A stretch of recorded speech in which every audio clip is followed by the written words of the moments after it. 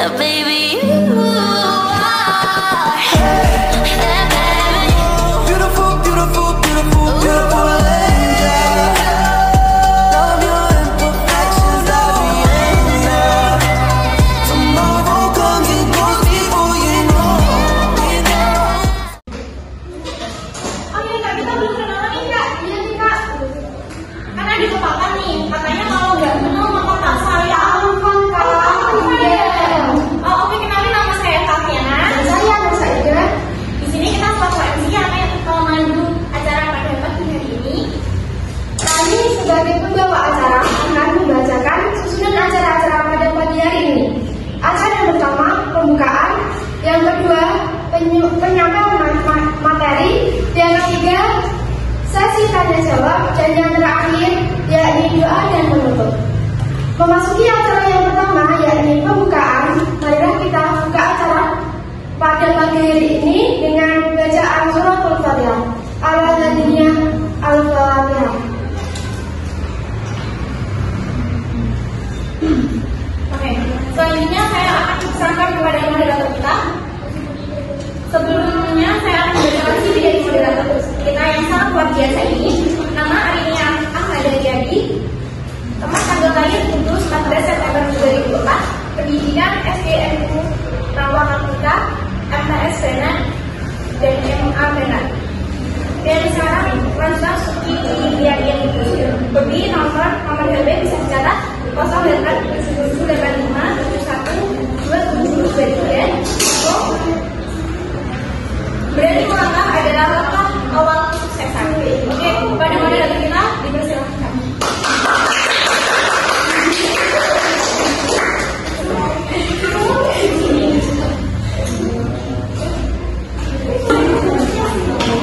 Assalamualaikum warahmatullahi wabarakatuh.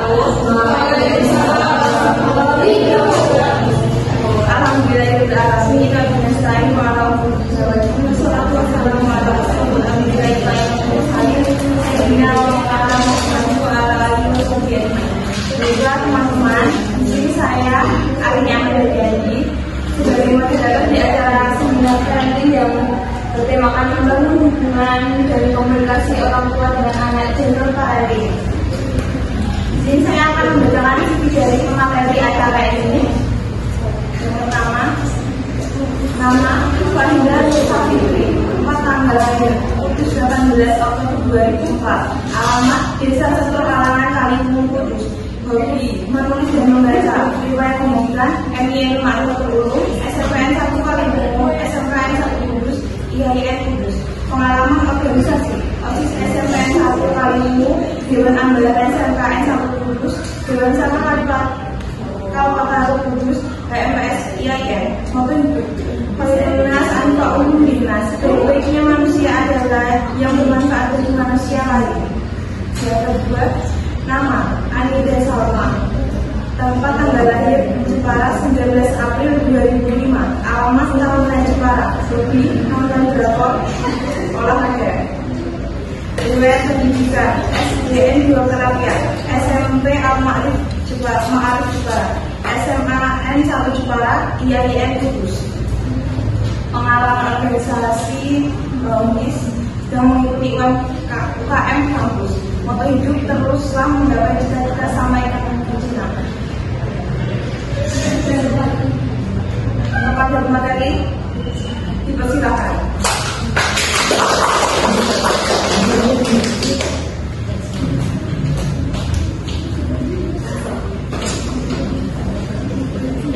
Jadi teman-teman, di sini saya dan teman saya yaitu Mbak Fitri akan menjelaskan tentang apa sih itu gender parenting.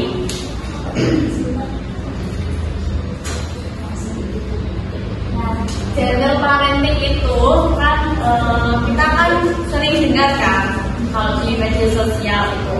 Tapi apa sih itu gender parenting? Nah, gender parenting itu diketahui ya, gender parenting itu seperti apa? Lalu di sini ada cara mempraktekkan gender parenting. Nah, teman-teman di sini kan nanti bakalan jadi calon ibu dan ibu kan. Jadi tahu lah ilmu-ilmunya tuh kayak gimana gender parenting. Yang pertama ada validasi emosi anak. Validasi emosi anak itu seperti apa? Contoh kayak anak lagi nangis ya kan, nangis karena mainannya gitu. Terus ibunya gini langsung bilang, jangan nangis dong gitu, jangan memperlakukan anak itu seperti bilang jangan itu salah. Anak itu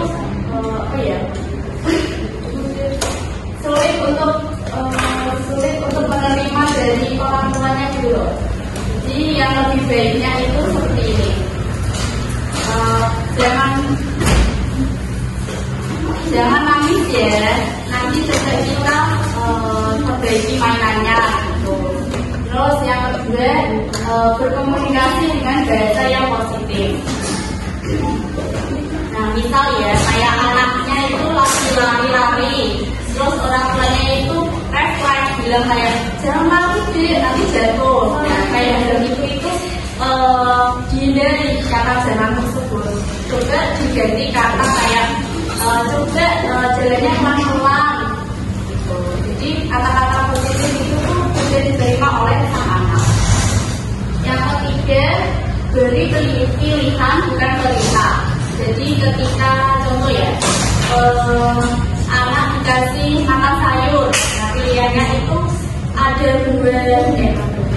ada sayur, ada brokoli sama wortel. Nah anak itu dikasih pilihan mau yang mana sayurannya.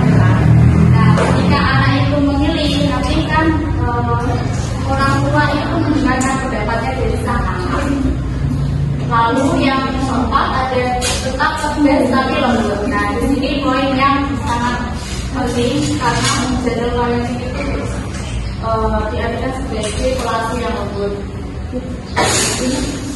Contohnya kayak ini, anak misal lompat-lompat di sofa.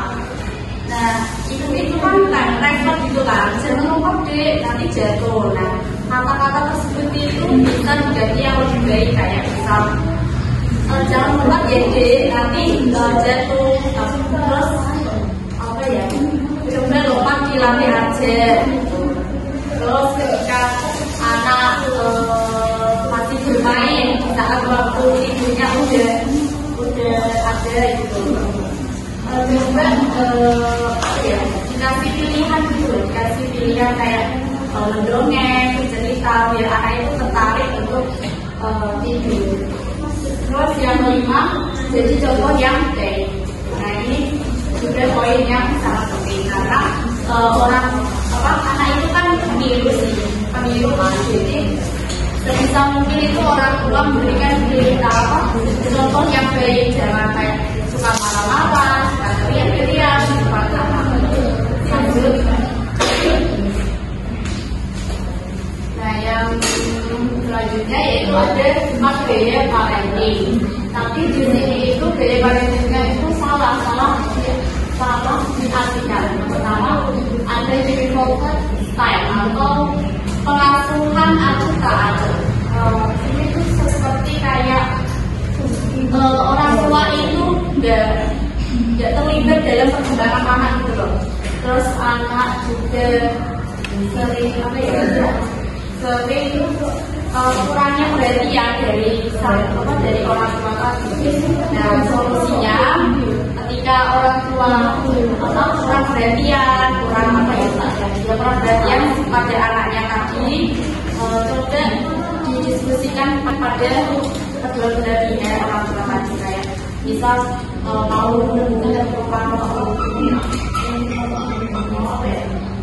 mau mempunyai anak gitu loh, didiskusikan nanti maksudnya gimana, nanti kalau kerja terus anaknya ditinggal itu gimana. Jadi orang tua itu harus diskusikan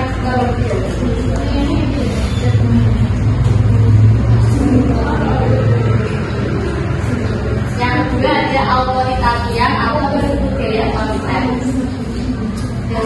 Di sini itu diartikan sebagai kayak orang tua sama tadi yang poin pertama, kayak orang tua itu jarang berbenah dalam masalah anak, terus tidak memberikan batasan kepada anak, terus jadi anak itu tidak diberikan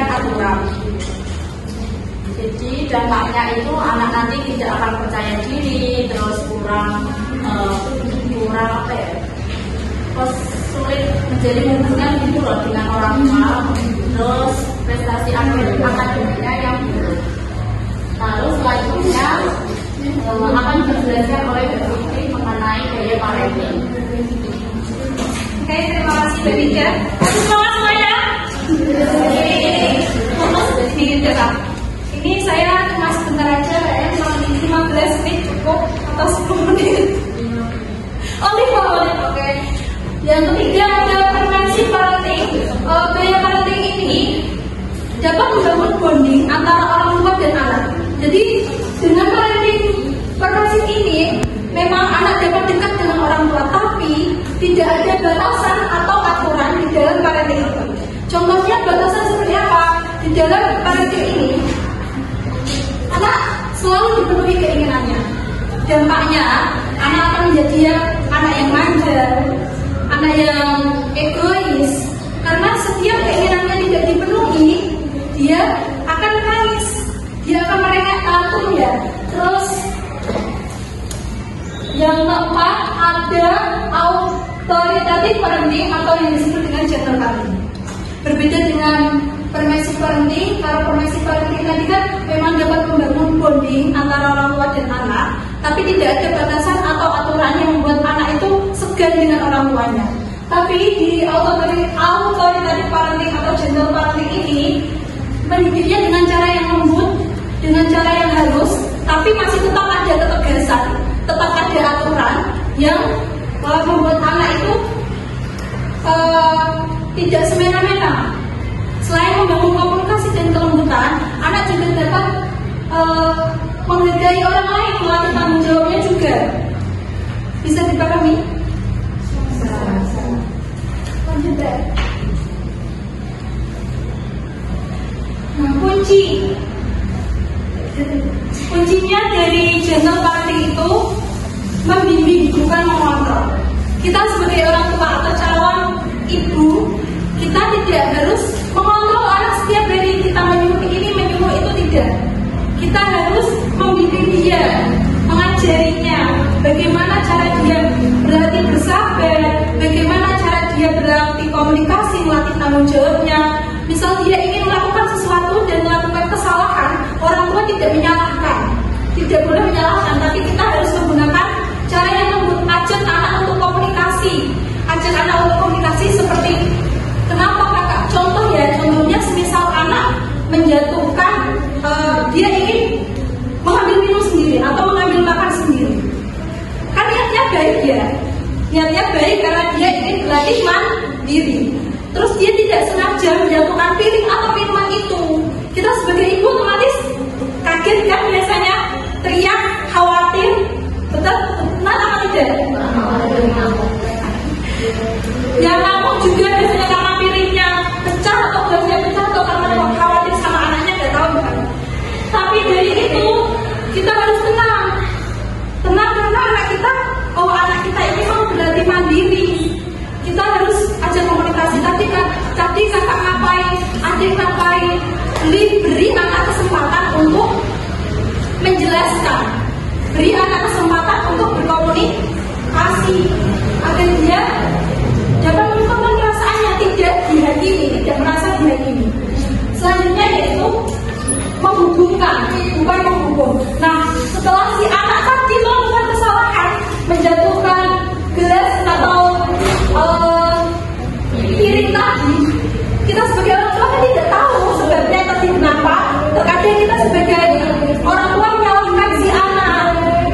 Setelah anak menyampaikan maksudnya tadi, mengutarakan perasaannya, kita sebagai orang tua mendengarkan, menerima, kita hubungkanlah adik lain kali kalau mau ambil makan atau ambil minum, kalau mau berlatih mandiri boleh kok, tapi bisa kan gunakan piring yang tidak berbahaya, ambil piring yang berbahan plastik, boleh kok, mama nggak larang, cuma lain kali harus hati-hati, begitu ya. Bisa dipahami? Nah, selanjutnya yaitu mendorong, bukan menuntut. Contoh mendorongnya itu ya tadi, tidak merasa disalahkan, merasa anak kalau tidak terpojokkan kan dia akhirnya tidak takut kan Mbak? Karena dia tidak takut, akhirnya dia beranilah mencoba hal itu lagi karena tidak merasa dihakimi, dia mau mencoba hal itu lagi, merasa terdorong dia lain kali dia akan mencoba hal itu lagi, mencoba mempraktekkan kemandiriannya lagi, tapi tidak membahayakan dirinya. Seperti itu. Selanjutnya, nah ini yang banyak kita temui ya. Kenapa yang banyak kita temui itu VOC-party? Ada yang tahu? Mungkin ada yang tahu? Oh iya, ada yang tahu VOC-party? Tidak tahu. VOC-party itu cara pendidikan zaman old ya. Kalau bahasa sekarang itu VOC-party. Yang mungkin kalian semua mungkin masih menggunakan pendidikan seperti ini ya. Kalau melakukan kesalahan mungkin diteriaki, dipukul, dihakimi, benar apa tidak? Mungkin ada sebagian yang tidak, tapi kebanyakan kita menemui VOC seperti ini. Nah, VOC seperti ini kenapa sih? Apa penyebabnya? Orang tua itu banyak menggunakan cara itu seperti ini. Mungkin ada yang tahu satu atau dua. Kenapa? Kenapa orang tua itu banyak menggunakan VOC seperti ini? Kurangnya pendidikan. Ya, kurangnya pendidikan betul. Yang pertama kurangnya pendidikan orang tua atau rendahnya SDM. Ini yang biasanya membuat anak dididik dengan VOC penting. Karena orang tua tidak mengetahui ilmunya, dia nggak tahu dampaknya menggunakan VOC penting ini bagi anak. Itulah yang akan menyakiti anak. Dia nggak tahu dampaknya VOC penting itu apa. Padahal VOC penting ini bisa mendisiplinkan, benar bisa mendisiplinkan, tapi dampaknya anak bisa menjadi anak yang agresif karena sering dipukul misalnya setiap melakukan kesalahan, tidak percaya diri, takut melakukan sesuatu itu juga ya. Terus dia menjadi anak yang temperamen tadi.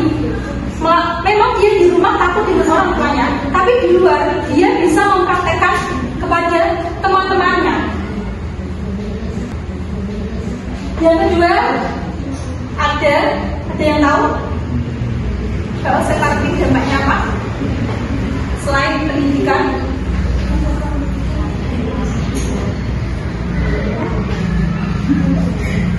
Ada yang tahu selain Mbak Saris? Kalau yang pendidikan Mbak Anissa ada yang tahu? Mbak Zahwa berapa nih?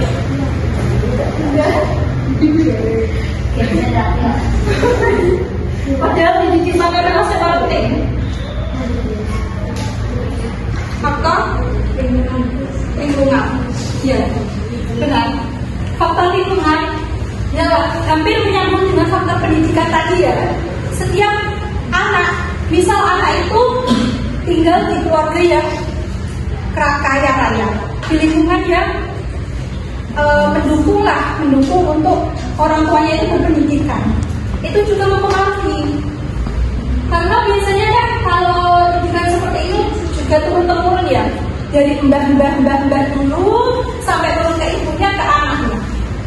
Nah ini kita harus memutus rantai itu cukup kita yang merasakan VOC penting ini. Jangan sampai anak kita merasakan apa itu VOC penting, jangan. Karena yang tahu dampaknya kita sendiri sudah tahu kan akibatnya seperti apa, ya? Jadi setelah kita tahu VOC penting itu memang pendidikan yang kurang benar, bukan tidak baik tapi kurang benar, maka kita harus hindari. Berarti kita menggunakan gentle parenting. Memang tidak bisa langsung, tapi kita bisa mengusahakan. Nah, manfaat gentle parenting itu banyak banget manfaat baiknya ya. Bisa dibaca, ada dapat melatih anak untuk tanggung jawab. Tadi kan anak contohkan menjatuhkan gelas atau piring tadi. Anak diajar komunikasi kan tadi. nggak apa-apa nggak apa-apa kakak lain kali kalau mau ambil silahkan, tapi menggunakan piring atau gelas plastik. Nah sekarang tolong ambil sapu dan kain pel, kita bersihkan bareng-bareng yuk. Nah dapat tanggung jawab kan? Bukan berarti anak dibiarkan saja kita sebagai orang tua yang membersihkan, tidak. Itu tadi malah maksudnya dipermasuk parenting ya, karena setiap kesalahannya kalau dimaklumi itu malah jadi anak keenakan.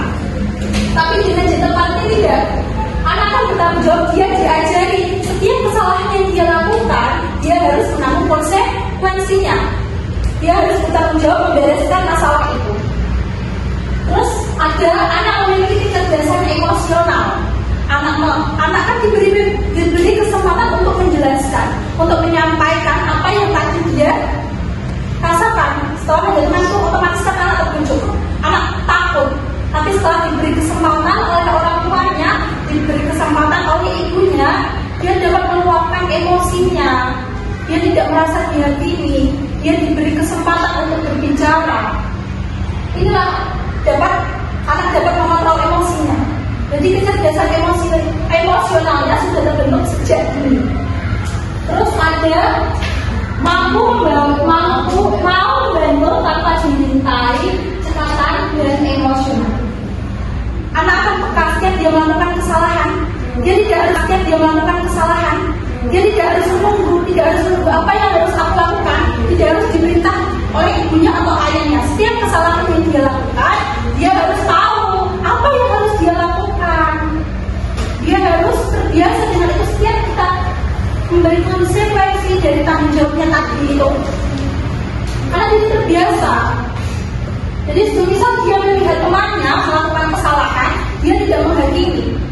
Dia akan meminta penjelasan dari temannya dan dia akan memberikan kesempatan untuk temannya itu tadi, kesempatan untuk menjelaskan, untuk memaafkan temannya. Terus dia juga akan membantu tanpa diminta membantu temannya untuk menyelesaikan masalah. Misalnya temannya di sekolahan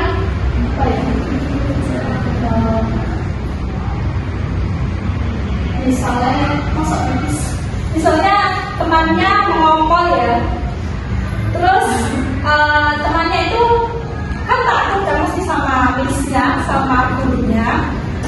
Jadi temannya itu kan karena tahu temannya itu takut, dia diminta menjelaskan. Nanti dia akan membantu menjelaskan kepada si guru, seperti itu.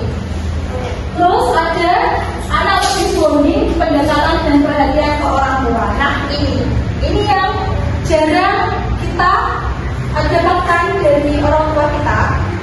Jarang sekali anak yang dekat dengan orang tua, apalagi sudah menginjak usia remaja. Karena kita tidak dibiasakan sejak kecil kita tidak dibiasakan untuk dekat dengan orang tua. Sejak kecil kita tidak dibiasakan untuk menyampaikan isi hati kita pada orang tua. Makanya dengan gentle parenting ini, anak akan terbiasa dari kecil. Dia sudah terbiasa apa-apa cerita sama orang tuanya, apa-apa dia mengutarakan perasaannya. Jadi dia tidak tertutup. Dia tidak tertutup dengan orang tuanya sampai besar pun itu akan menjadi kebiasaan. Seperti itu. Selanjutnya yaitu sesi tanya jawab. Silakan yang ingin bertanya. Monggo. Langsung ditanya. Menurut materi, bagaimana tanggapan Anda tentang orang yang sudah mengerti ilmunya namun tidak menerapkan kepada anaknya karena menghormati keaulisan?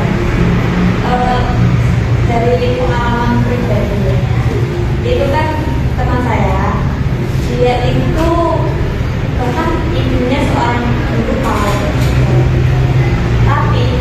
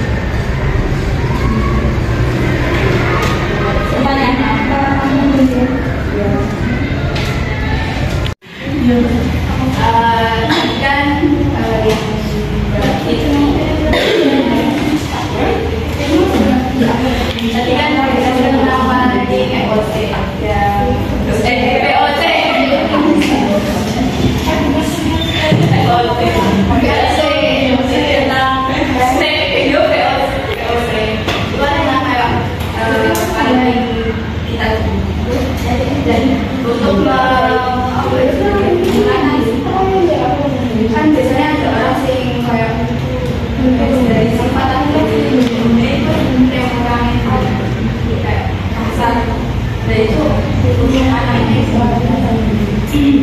buat kondisi anaknya. Berarti intinya orang tuanya itu harusnya gimana? Tidak menerapkan kebaikan itu ke anaknya, Ke anaknya si anaknya. Ya maksudnya jadi mau benar kan kayak kan mesti anaknya bisa mental jadi kayak jenis pendiam dan itu anaknya berarti si korbannya ya kita ini ya maksudnya. berarti si anak itu sadar gitu kan Bukan sih, soalnya kan namanya emang dia kan yang kayak udah kenal dan emosi suka galak kayak semangat ada semangat jadi orang yang kayak kalau kayak ini nggak masalah dan itu kita cari karena siapa pertanyaannya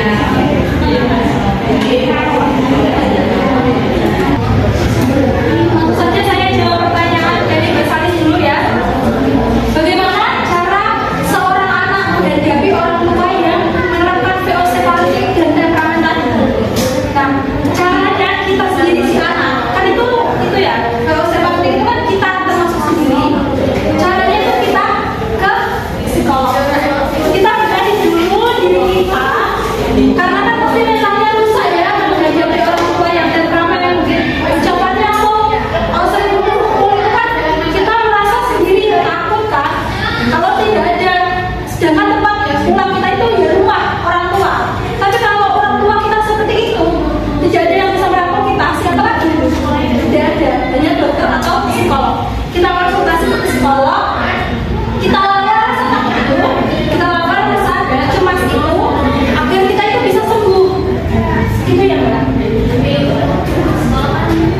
Mahal ya, mahal. terus untuk kalau anak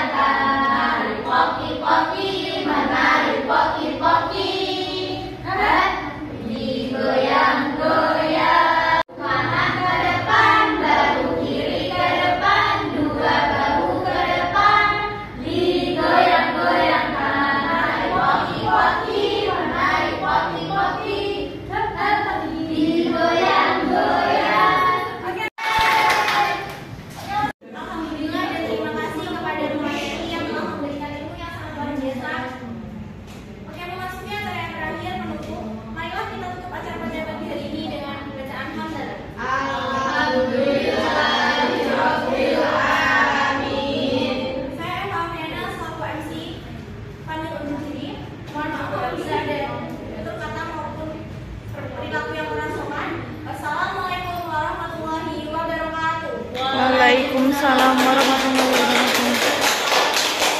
Waiting for time will I be better off?